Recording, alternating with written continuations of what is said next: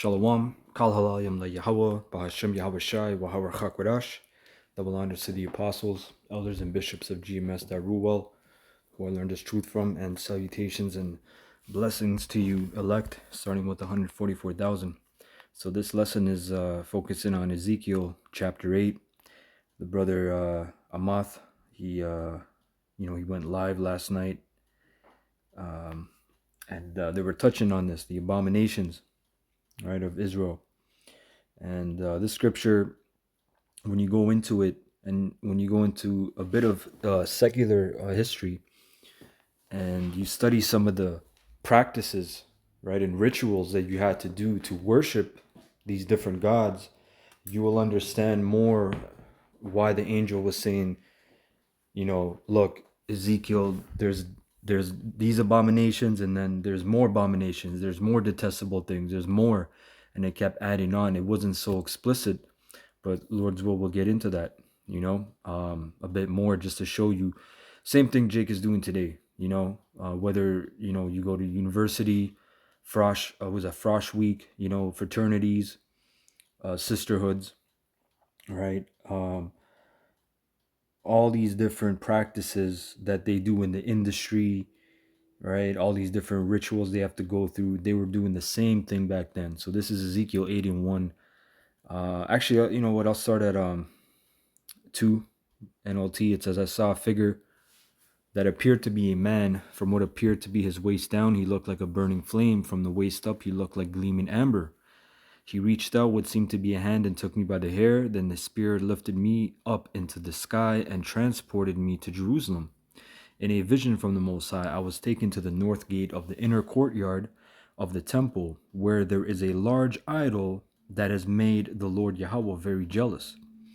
Suddenly, the glory of the power of Israel was there, just as I had seen it before in the valley. Then the Lord said to me, Son of man, look toward the north. So I looked, and there to the north, beside the entrance to the gate near the altar, stood the idol that had made the Lord Yahweh so jealous. Son of man, he said, do you see what they are doing? Do you see the detestable sins the people of Israel are committing to drive me from my temple? But come, and you will see even more detestable sins than these, right? And in my mind, like when I first would read these scriptures, I would just in my mind think about Jake on the floor, bowing, worshiping whatever God, But there are rituals, humiliation rituals, different ceremonies that they have to do that are completely degenerate. It's complete debauchery, right? Placing yourself as a base animal, pretty much, putting yourself in that position. Verse 7, actually, I'm going to jump down to the point that we're going to get into. So verse 13, then the Lord added, come, and I will show you even more detestable sins than these. He brought me to the north gate of the Lord's temple, and some women were sitting there weeping for the power or god Tammuz. Now, Tammuz is huge in the mystery Babylonian school system, right? That old way of life, that old esoteric occult knowledge. Tammuz is what you people wearing the cross. That's who you're worshiping. When you wear the cross, you're worshiping Tammuz. Okay, that's a veneration of Tammuz. All right, when you have a Christmas tree in your house, that represents Tammuz's phallic symbol, right? You're worshiping Tammuz. It says, have you seen this? He asked, but I will show you even more detestable sins than these. Then he brought me into the inner courtyard of the Lord's temple, at the entrance to the sanctuary between the entry room and the bronze altar. There were about 25 men with their backs to the sanctuary of the Lord, Yahweh. They were facing east, bowing low to the ground, worshiping the sun, right? And this is where we're going to get into it, because when you look up sun worshiping rituals and ceremonies, that's pretty much the base of the base, man. So there's a reason why these things are happening. I'm going to jump around. I got a few things. Let's go to this is from bible.ucg.org. Sunrise services at the temple, Ezekiel 8. Now, yeah, this dude says virtual reality. It was pretty much like a hologram, and he was looking into what's actually going on, you know? So let me see real quick. I want to go to the point about the sun. A little bit down. This is all good to read, by the way. It's just obviously a lot to read. Weeping for Tammuz. I want to go straight to the sun. And this guy has it right here, right? It says, recalling that the symbol for Tammuz was the cross, the idea of the woman of Ezekiel's vision weeping before his symbol, mourning his death and awaiting his resurrection is disturbingly similar to some of what we see today that goes by the name of Christianity. Indeed, the ancient idea of a dying and resurrected saving God has led some to conclude that even the notions of Christ dying for our sins and being raised from the dead derive from paganism. Yet we should understand that though it was concocted by Semiramis, the worship of Tammuz, the fountainhead of the world's idolatry, sprang from Satan, right? Which is true. And by the obviously we know that Tammuz didn't resurrect. You know, he there was no resurrection to life. So that was a myth. The only being, power you can say, that story applies to is Yahushua. I won't say that's the only person that happened to, because Paul was also killed, and his spirit was placed back into his body. All right, he actually seen the spiritual realm and lived to tell about it. His lot wasn't ended right then and there. So let's jump down.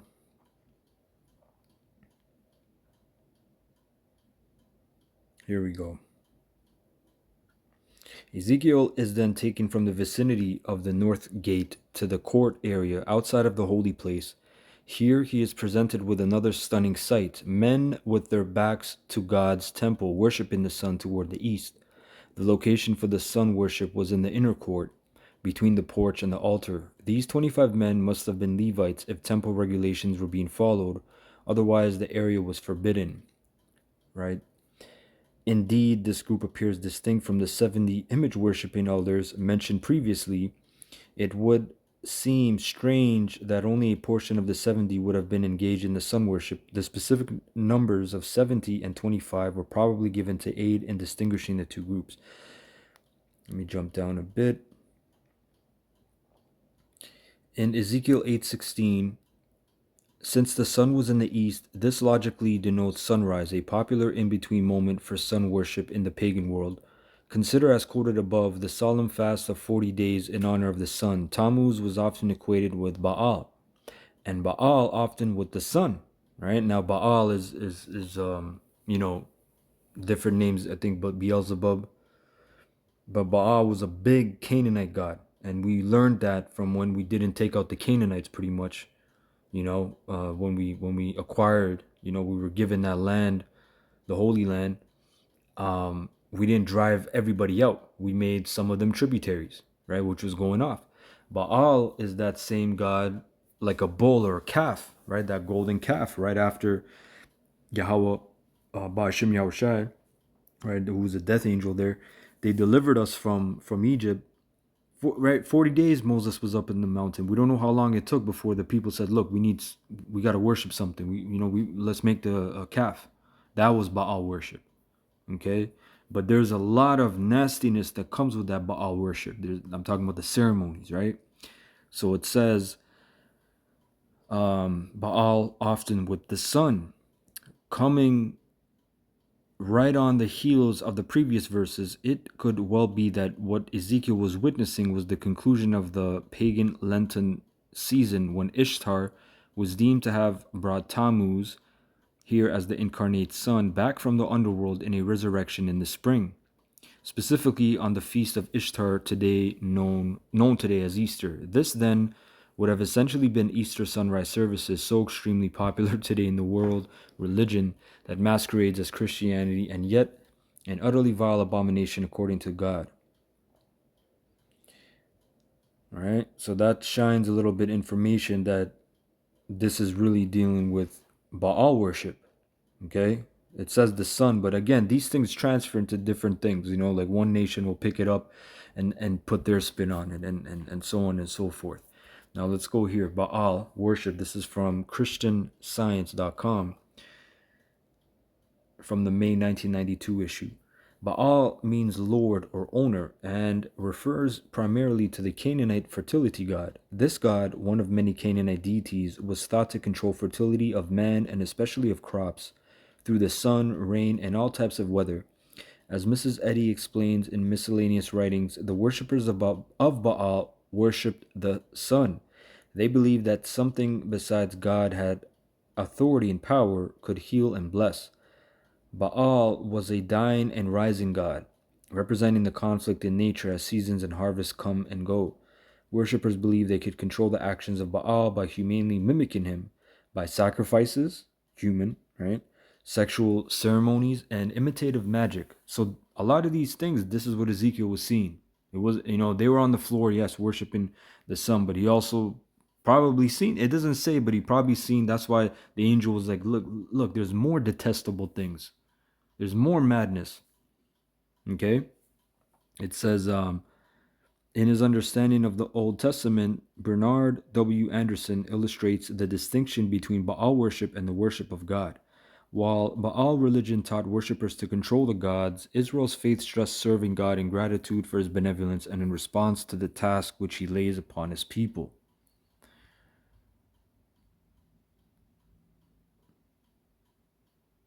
I want to just hit a critical point. So that was the main point on that. So let's go to, I just typed in sun worship, worshiping sex ceremonies. A sun worshiping sex ceremony refers to a ritualistic sexual act performed as part of a religious practice dedicated to the worship of the sun, often seen in ancient cultures where the sun was considered a life-giving force, with the sexual act symbolizing the generative power of the sun and its connection to fertility and renewal on earth. This practice is considered highly symbolic and often involve nudity and specific postures mimicking the movement of the sun. So you can understand when in Ezekiel it said that they had their backs, and mind you, man, these fucking pieces of shit, they had their backs toward the temple as a message saying, yeah, we're facing east, but not to the temple. We have our backs to the temple. We're facing east for the sun, right?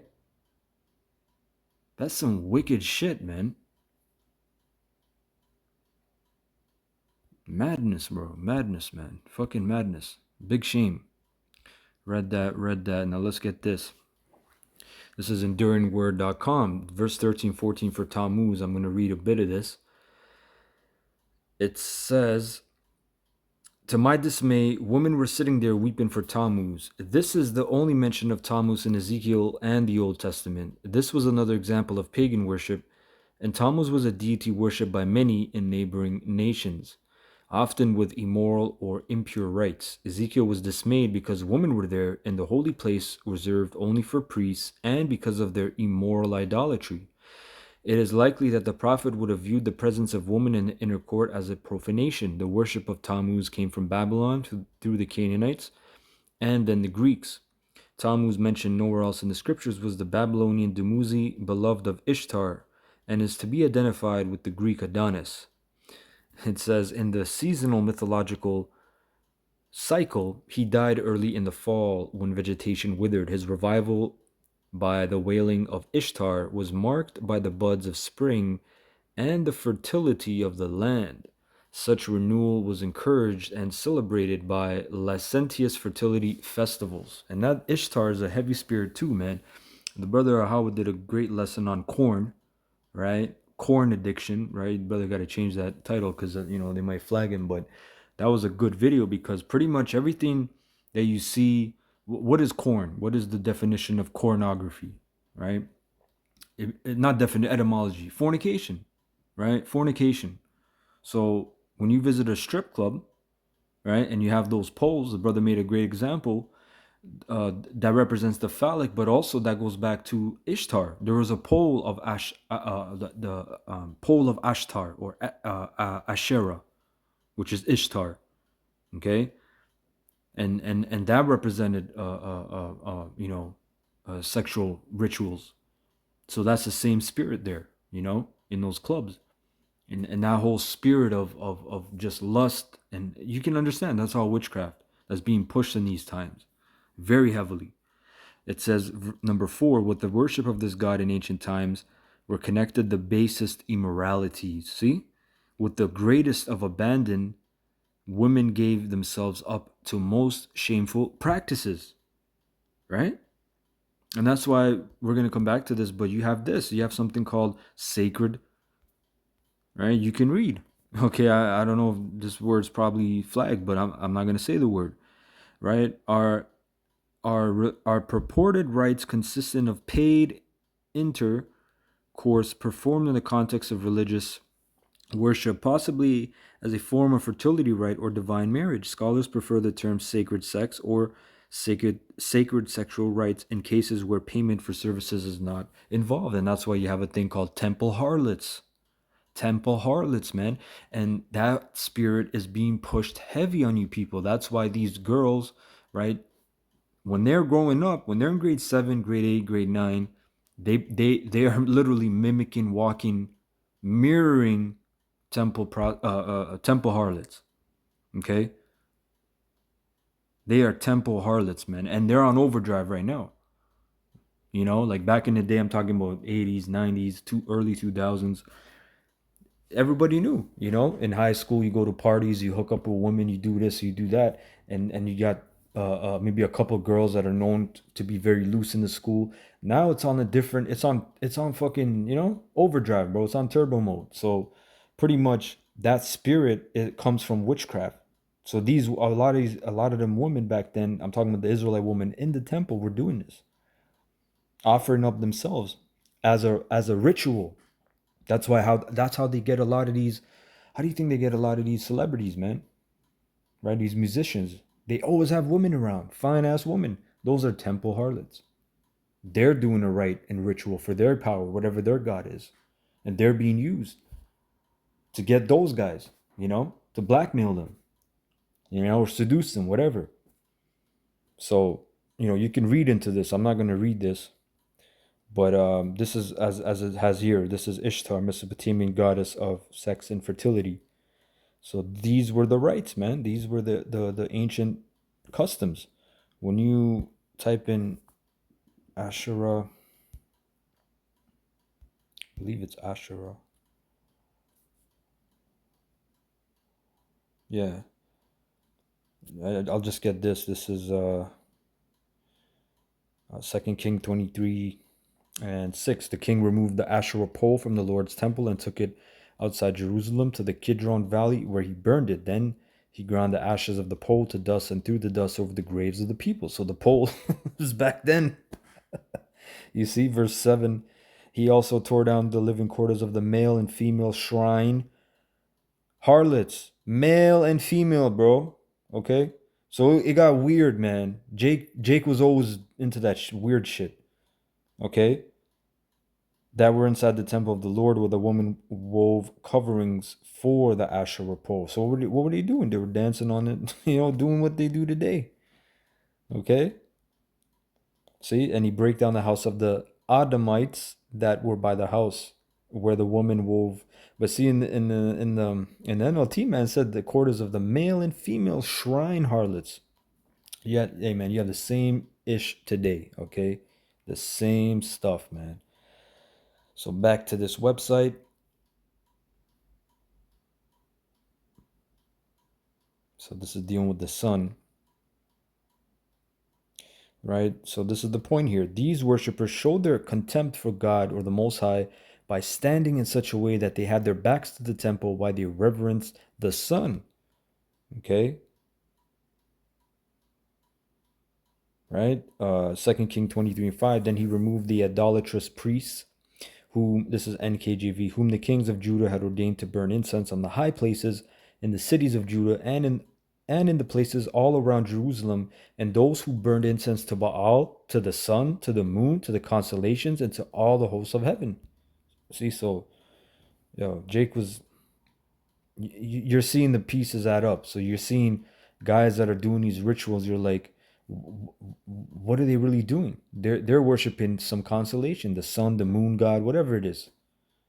Okay, the goat god, right? And they all come with their own freakism, their own debasement. You debase your own soul.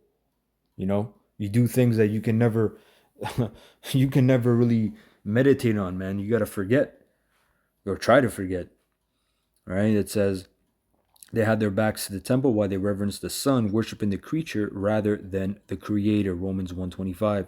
Block on the sun called in Israel. Right, I guess this is a scholar block. According to 2 King 21:5, it appears to have gained royal sponsorship during the reign of Manasseh, who built altars for the entire host of heaven in the courts of the temple. From 2 Kings 23:11 to 12, one may also infer that the horses and chariots of the sun at the entrance of the temple that Josiah demolished had also been erected by Manasseh. Okay, so pretty much that was it. I hope you're edified with that, and I hope that adds more perspective to these rituals, man. These details that these guys weren't just bowing down; they were doing things, man. All right, they were doing just like during the time of the Maccabees. Okay, when they erected the statue of Olympus, I believe. Okay, they were keeping the feast of Bacchus, Bacchanalia, which was riotous orgies, riotous madness. Okay. Anyway, kahalalim la Yahweh Bashem Yahushai, Waha Rachakudash, Shalom to the elect.